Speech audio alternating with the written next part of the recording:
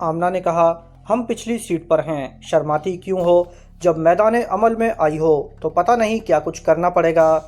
फरहाद, तुम इधर ना देखना, मैं उनके सामने वाली सीट पर था। विनिशिंग क्रीम के ज़रिए अपना मेकअप उतारते हुए आईने में खुद को देखते हुए बोला, अभी तो मैं अपना चेहरा देख रहा हूँ और सोच रहा हूँ मुझे मेकअप के बगैर रहना चाहिए। मैंने इस फैसले पर संजीदगी से गौर किया। समझ में यही आया कि मेरी तस्वीरें ज़्यादा से ज़्यादा पुलिस थानों में दी जाएंगी, ज़्यादा से ज़्यादा तशहीर की जाएगी। मेरे दुश्मन अच्छी तरह समझते हैं मैं कभी असली चेहरे के साथ इतनी आज़ादगी से घूमना पसंद नहीं करता, हमेशा मेकअप में रहता हूँ, लिहाजा वो मुझसे किसी बहरूप की ही तवक्को करते हैं। पायलट ने बताया, हम एक पसमानदा इलाके में पहुँच रहे हैं। उस एतबार से शीबा और आमना ने चेहरे पर कोई मेकअप नहीं किया। मैं पीछे मुड़कर देख नहीं सकता था। बाद में देखा तो आमना ने पूरी तरह लिबास बदल लिया था, लेकिन शीबा बहुत शर्मा रही थी। उसने पेटीकोट नहीं उतारा था, सिर्फ ऊपर का ब्लाउज तब्दील किया था। मैंने उसे देखते हुए कहा, हम किसी गांव देहात में पहुंचने वाले हैं, तुम स्कर्ट और ब्लाउज में जाओगी तो तमाशा बन जाओगी, सभी तुम्हें देखने के लिए घरों से निकल आएंगे। वो बेबसी से बोली, मैं क्या करूं, मुझे साड़ी पहनना नहीं आती। आमना ने तो बड़े मज़े से पहन ली है भाई, यहाँ घाघरा चोली चुनरिया है, ये तो पहन सकती हो, इसे पहन कर क्या होगा? मैं तो चेहरे से गैर मुल्की लगती हूँ, मैं मेकअप के ज़रिए तुम्हें देसी औरत बना सकता हूँ। अब 10 मिनट रह गए हैं, ना वो लिबास तब्दील कर सकती थी, ना ही मैं मेकअप के ज़रिए उसका हुलिया बदल सकता था। हेलीकॉप्टर एक जगह उतर रहा था। मैंने खिड़की से देखा, नीचे कई टॉर्च की रोशनियाँ जल बुझ रही थीं। सर्च लाइट ऑन हो गई थी। उस रोशनी में हेलीकॉप्टर उतर चुका था। मैंने स्लाइडिंग डोर को एक तरफ सरकाते हुए देखा। तकरीबन 20 मुसल्लह अफराद दोस्ताना अंदाज में हाथ हिला रहे थे। मैं नीचे आया, फिर वो दोनों आ गईं। पायलट से सोच के ज़रिए राब्ता कायम किया। उसने कहा, जनाब इजाज़त दीजिए, मैं जा रहा हूँ, यहाँ आप दोस्तों में हैं, ये लोग यहाँ से आगे सफ़र के इंतज़ामात कर देंगे। वो हेलीकॉप्टर फिर फ़िज़ा में बुलंद होने लगा। हम उन मुसल्लह अफराद के दरमियान एक जीप के पास आए। वो पुराने मॉडल की जीप थी। एक कदावर बड़ी बड़ी मूँछों वाले जवान ने जीप की तरफ इशारा करते हुए कहा, ई हम गरीब लोगन की मोटर गाड़ी है, ई में बैठ जाओ। हम बैठ गए। उस मूँछों वाले शख्स ने स्टीयरिंग सीट संभालते हुए कहा, हम इस इलाके के ठाकुर हैं, कोनो चिंता नहीं करो, रात हमारी बस्ती में विश्राम करो, भोर होते ही जिधर फरमाओगे ये ठाकुर उधर पहुंचा देगा। उसने जीप स्टार्ट की तो ऐसा लगा जैसे जलजला आ गया हो। वो दाएं बाएं डगमगा रही थी। जब आगे बढ़कर चलने लगी तो खतरा लाहक हुआ, जैसे पुर्जे पुर्जे अलग हो जाएंगे, हम सड़क के किनारे गिरेंगे और जीप आगे निकल जाएगी। वो गाड़ी यकीनन दूसरी जंग अजीम की यादगार थी। शीबा मेरे बाजू को मजबूती से थाम कर मुझसे लग गई। आमना ने मुझे देखा, फिर शीबा को दोनों हाथों से थाम कर अपनी तरफ कर लिया, उसे अपने बाजुओं में छुपा लिया। फिर आहिस्तगी से कहा, जीप पुरानी है मगर मजबूत है, तुम इस तरह ज़रा ज़रा सी बात पर सहम जाओगी और फरहाद का सहारा तलाश करोगी तो बेबाकी से अपने तौर पर हालात का मुकाबला करना नहीं सीख सकोगी। जीप किसी बस्ती की तरफ जा रही थी। अंधेरे में दूर तक नज़र नहीं आता था, अलबत्ता जीप के आसपास मुसल्लह अफराद दौड़ते आ रहे थे, जैसे पुराने ज़माने के ग़ुलाम राजे महाराजे की सवारी के साथ दौड़ते जाते हैं। बिल्कुल वही मंजर था। कोई आधे घंटे के बाद हल्की हल्की सी रोशनी दिखाई देने लगी, जैसे दूर दूर रखे हुए दिए टिमटिमा रहे हों। करीब पहुंचने पर पता चला वो मकानों की खिड़कियां और दरवाज़ों से झलकने वाली रोशनियां थीं। मैं ठाकुर के ख्यालात पढ़ने लगा। पता चला वो रेड पावर का परवरदा है, लेकिन उसे ये नहीं बताया गया है कि हम कौन हैं। वो बस्ती 50 मकानों और दुकानों पर मुश्तमिल थी। पूरी बस्ती पर ठाकुर की हुक्मरानी थी और ये हुक्मरानी रेड पावर की बदौलत थी। वो उसे भारी असला, बारूद, शराब की बोतलें और मुंह मांगी रकमें देता था। उसके अवज़ उस बस्ती को और वहाँ के करीबी मैदान को ब्लैक पोर्ट के तौर पर इस्तेमाल करता था। वो इलाका रेड पावर का खुफिया एयरपोर्ट था। वो अपने जासूसों को रात की तारीकी में वहाँ पहुँचाता था। हिंदुस्तान में रेड पावर के ऐसे कई अड्डे थे। सियासत में दोस्ती और दुश्मनी एक साथ चलती है। जिससे दोस्ती होती है उसी को दर पर्दा धोखा भी दिया जाता है। मसलन भारतीय हुकूमत के ताल्लुकात मास्क मैन के मुल्क से बहुत मजबूत और मुस्तहकम थे। इस मुल्क से भारत को दिफाई और इक्तिसादी इमदाद हासिल होती थी। اس کے باوجود ریڈ پاور نے بھارتی حکومت سے چھپ چھپا کر ایسے خفیہ اڈے قائم کر رکھے تھے۔ ٹھاکر کی سوچ پڑھتے وقت پتہ چلا اس کی نیت میں کھوٹ ہے۔ وہ میرے ساتھ دو حسین عورتوں کو دیکھ کر سوچ رہا تھا، ایک کے پاس دو کیوں ہیں، ہم دونوں کے پاس ایک ایک ہونا چاہیے۔ وہ دوسرے معاملات میں قابل اعتماد تھا، مگر عورتوں کے معاملے میں اس پر بھروسہ نہیں کیا جا سکتا تھا۔ ہماری جیپ بستی کی جس سڑک سے گزر رہی تھی اس کے اطراف کے تمام مکانات کے دروازے کھل گئے تھے۔ مسلح مرد اور 16 سنگھار کی ہوئی عورتیں باہر آ رہی تھیں۔ بستی میں بجلی نہیں تھی۔ اپنے اپنے گھر سے نکلنے والی عورتیں، مرد ہاتھ میں لالٹینیں لیے ہماری گاڑی کے پیچھے چلے آ رہے تھے۔ پھر ایک بہت بڑے برگد کے درخت کے سائے میں گاڑی رک گئی۔ اس کے سائے میں ایک بہت بڑا گول سا چبوترا تھا۔ وہاں جتنے لوگ جمع ہوئے تھے اتنی ہی لالٹینیں آ گئیں۔ اتنی روشنی ہو گئی جیسے بجلی کے بلب روشن ہو گئے ہوں۔ ٹھاکر چاہتا تو لاکھوں روپے خرچ کر کے اس علاقے میں بجلی لے آتا، لیکن ریڈ پاور کی طرف سے اجازت نہیں تھی۔ وہ بلیک پورٹ کو بجلی کے بغیر ہمیشہ تاریکی میں رکھنا چاہتے تھے۔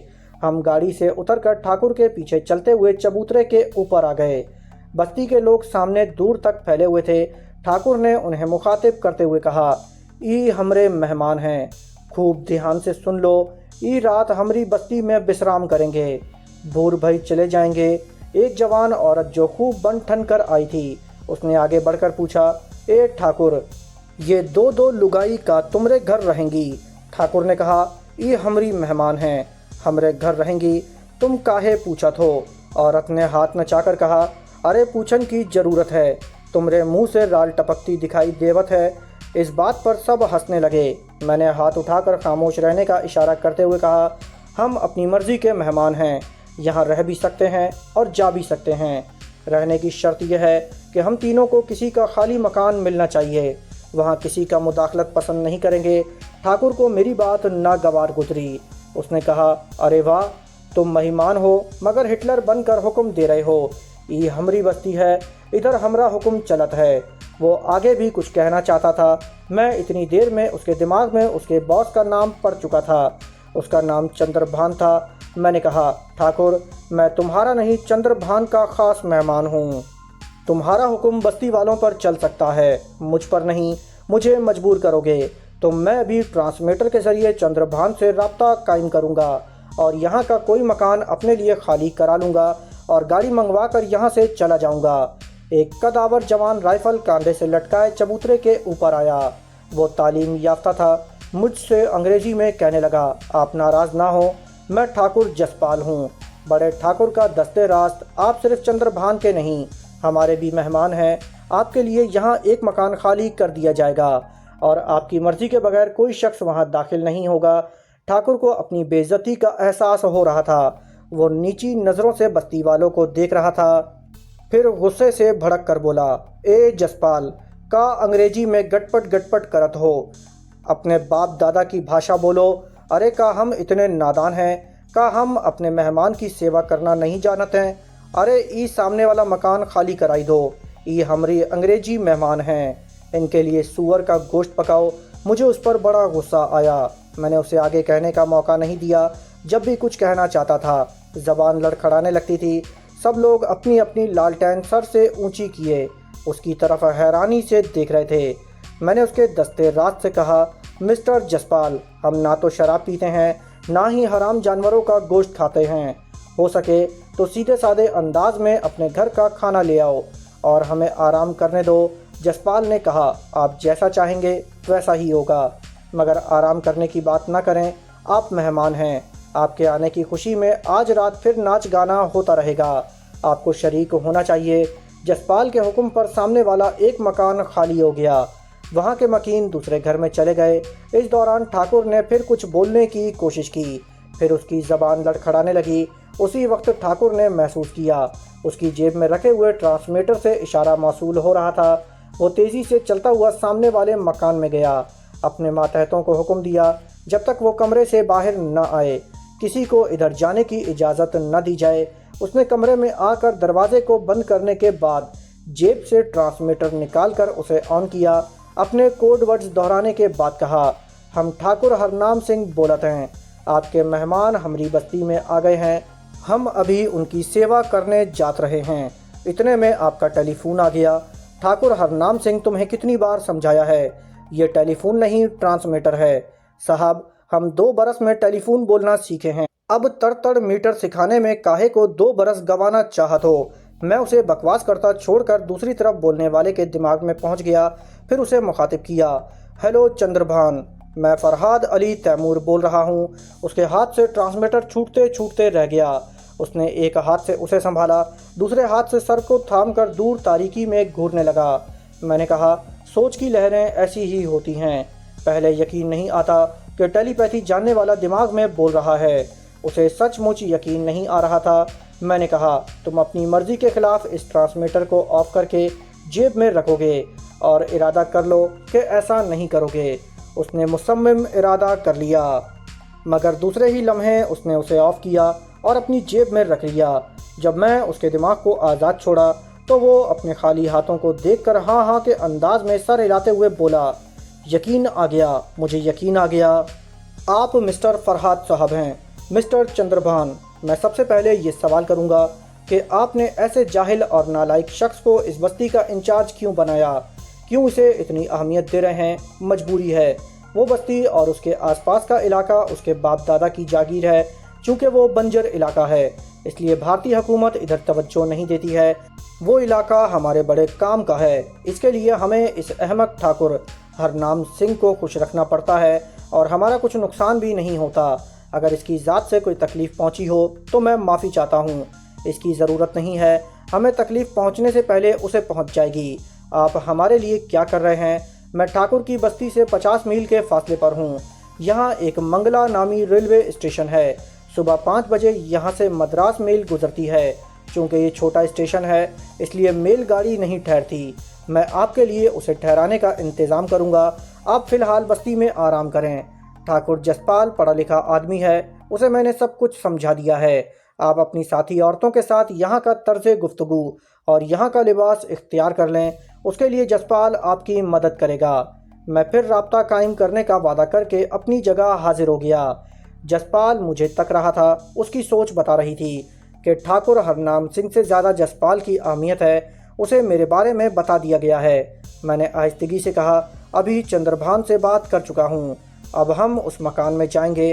वो हमें सामने वाले मकान में ले आया। 2 औरतें वहाँ की सफाई कर रही थीं, 2 कमरों में साफ़ सुथरे बिस्तर बिछा रही थीं। मैंने कहा, मैं अपनी औरतों का हुलिया और लिबास बदलना चाहता हूँ, क्या मेकअप वगैरह का सामान मिल जाएगा? मैं अभी हाजिर करता हूँ। वो चला गया। उसके आने तक औरतों ने सफाई कर दी और हमसे इजाज़त लेकर चली गईं। बाहर बरगद के साय में लोग जमा थे, ढोल बज रहे थे। चंद औरतें और मर्द चहक चहक कर हमारे लिए इस्तकबालिया गीत गा रहे थे। ठाकुर जसपाल सिंह थोड़ी देर बाद मेकअप का सामान और मुख्तलिफ मलबूसात ले आया। कहने लगा, हमारे यहाँ नौटंकी में नाचने गाने वालियाँ ये मेकअप इस्तेमाल करती हैं, फ़िलहाल इसी से काम चलाइए। ये सामान यहीं रहने दो। हम शायद रात के 2 बजे यहाँ से रवाना होंगे, उससे पहले मेकअप कर लिया जाएगा। ठाकुर जसपाल सिंह वहाँ से चला गया। शीबा ने पूछा, हम रात के 2 बजे कहाँ जाएंगे? मैंने जसपाल को बताना मुनासिब नहीं समझा था, मगर शीबा और आमना को तफसील से बता दिया। आधे घंटे बाद औरतें हमारे घर आने लगीं। कोई चटाई बिछा रही थी, कोई दस्तरख्वान और कोई खाली प्लेटें ला कर रख रही थी। फिर हमारे लिए तरह तरह की डिशें आने लगीं। मैंने जसपाल से कहा, भाई इतना खाना कौन खाएगा? मैं बहुत अरसे बाद हिंदुस्तान आया हूँ, इसलिए बेसन की रोटी और सरसों का साग खाऊंगा। मैंने यही खाया। जब शीबा को चखाया तो ये गरीबों की नई डिश उसे बहुत पसंद आई। उसने तमाम डिशों को छोड़ दिया, मेरे साथ वही खाने लगी। बस्ती वालों ने खातिर मदारत की इंतहा कर दी थी। औरतें हमारे चारों तरफ खड़ी हुई पंखे झुल रही थीं। हालांकि रात का वक्त था, ठंडी हवाएं चल रही थीं, मगर वो हमारी खिदमत करके खुशी हासिल कर रही थीं। खाने के बाद तमाम बर्तन और दूसरी चीज़ें उठा ली गईं। सब चले गए। मैंने शीबा से कहा, आओ हम उस कमरे में बातें करेंगे। शीबा ने आमना की तरफ देखा, फिर कहा, तुम चलो, मैं आती हूँ। मैं दूसरे कमरे में आकर उसका इंतज़ार करने लगा, मगर वो नहीं आ रही थी। मैंने सोच के ज़रिए उसे मुखातिब किया। वो मेरी मौजूदगी का यकीन करने के बाद खामोश रही। मैं उसके ज़रिए आमना की बातें सुनने लगा। वो कह रही थी, शीबा, मेरे महबूब ने बारहा मुझे अपनी तन्हाई में बुलाया, मैं नहीं गई। उसने आना चाहा, میں ہی شرماتی اور انکار کرتی رہی، مجھے سہاگرات کا انتظار تھا۔ ایسا کہتے کہتے آمنہ کی آواز میں آنسو بھر گئے تھے۔ وہ اپنے اندر فولاد تھی، بڑے سے بڑے صدمے کو پی جاتی تھی۔ وہ سرد آہ بھر کر بولی، ہاں مجھے سہاگرات کا انتظار تھا، مگر جب شادی ہوئی اور سہاگرات آئی تو وہ ہمیشہ کی نیند سو گیا۔ وہ شیبہ سے ذرا دور جاتے ہوئے بولی، کبھی کبھی سوچتی ہوں میں نے بہت بڑی غلطی کی تھی، اپنے محبوب کو زبانی محبت دی اور اسے خالی ہاتھ دنیا سے جانے دیا۔ شیبہ نے کہا، آمنہ تمہارا کوئی قصور نہیں ہے، بھلا تم کیسے جان سکتی تھیں کہ سہاگرات کو بیوہ ہو جاؤ گی؟ ہاں بھلا کون جان سکتا ہے کہ موت کیسے آتی ہے، کب آتی ہے؟ کیا تم جانتی ہو؟ شیبہ چپ رہی۔ آمنہ نے پوچھا، کیا تم جانتی ہو فرحاد کی موت کب ہوگی؟ شیبہ نے ایک دم سے لرز کر آمنہ کو دیکھا، پھر پوچھا، کیسی باتیں کر رہی ہو؟ میری بات کا برا نہ ماننا، اگر فرحاد کی موت کا اندیشہ ہو تو جاؤ، ابھی جاؤ اور اس کے دل کی تمام حسرتیں پوری کر دو۔ اگر یقین ہو کہ وہ زندہ سلامت تمہاری سہاگرات میں آئے گا تو پھر حیا کا پاس رکھو، یہی عورت کا حسن ہے اور یہی عورت کا غرور ہے۔ شیبہ آگے بڑھ کر اس کے گلے لگ گئی۔ اس کا دل تیزی سے دھڑک رہا تھا اور ان دھڑکنوں کو آمنہ محسوس کر رہی تھی۔ پھر شیبہ نے جذبوں کے ہجوم میں کہا، نہیں جاؤں گی، میں نہیں جاؤں گی، اس کے لیے دعا کروں گی، وہ ہمارے بعد بھی زندہ رہے گا، سلامت رہے گا۔ میں پیش آنے والے اندیشوں میں گھر کر اپنی حیا کو، اپنے غرور کو ٹھیس نہیں پہنچاؤں گی۔ آمنہ تم بہت اچھی ہو۔ میں نے ایک گہری سانس لی، اٹھ کر دروازے کو اندر سے بند کیا، پھر بستر پر لیٹ کر سوچا، آمنہ بہت اچھی ہے، مگر اس سے زیادہ اچھائی یہ ہے کہ میں کسی کو مجبور نہیں کرتا۔ میں نے آنکھیں بند کیں، دماغ کو ہدایت دی، نیند کے لیے 2 گھنٹے کا وقت مقرر کیا، پھر سو گیا۔ باہر ناچ گانا جاری تھا۔ میری ہدایت کے مطابق اگر کوئی برآمدے میں آتا یا کمرے میں گھسنے کی کوشش کرتا تب آنکھ کھل جاتی۔ ڈھول تاشے یوں ہی بجتے رہتے تو کوئی فرق نہ پڑتا، البتہ کوئی غیر معمولی بات ہوتی، مثلاً فائرنگ ہوتی یا دھماکہ ہوتا تو آنکھ کھل جاتی۔ پھر میری آنکھ کھل گئی۔ ہم جس مکان میں تھے اس کے پچھلے دروازے پر دستک ہو رہی تھی۔ شیبہ کی آنکھ کھل گئی۔ آمنہ پوچھ رہی تھی، کون ہے؟ شراب کے نشے میں ڈوبی ہوئی آواز سنائی دی، ہم ٹھاکر ہرنام سنگھ ہیں، تمہارے میزبان ہیں۔ آمنہ نے سخت لہجے میں کہا، یہاں سے چلے جاؤ ورنہ کہیں آنے جانے کے قابل نہیں رہو گے۔ میں نے دونوں کمروں کے درمیانی دروازے کو کھول کر ان سے کہا، تم آرام سے سوتی رہو، میں اس سے نمٹ لوں گا۔ میں بستر پر آ کر لیٹ گیا، پھر اس کے دماغ پر سوار ہو گیا۔ وہ شراب کی بوتل ہاتھ میں پکڑے ہوئے تھا، تقریباً پوری بوتل خالی کر چکا تھا۔ میں اسے وہاں سے چلاتا ہوا مکان کے سامنے والے حصے میں لے آیا۔ برگد کے سائے میں اب تک ڈھول تاشے بج رہے تھے۔ دوستو اس قسط کا اختتام یہیں کیا جاتا ہے۔ جانے سے پہلے اس ویڈیو کو لائک کیجئے، چینل کو سبسکرائب کیجئے۔ انشاءاللہ آپ سے اگلی قسط میں ملاقات ہوگی۔ جب تک اپنا اور اپنے اس چینل کا خیال رکھیے گا۔ اللہ حافظ۔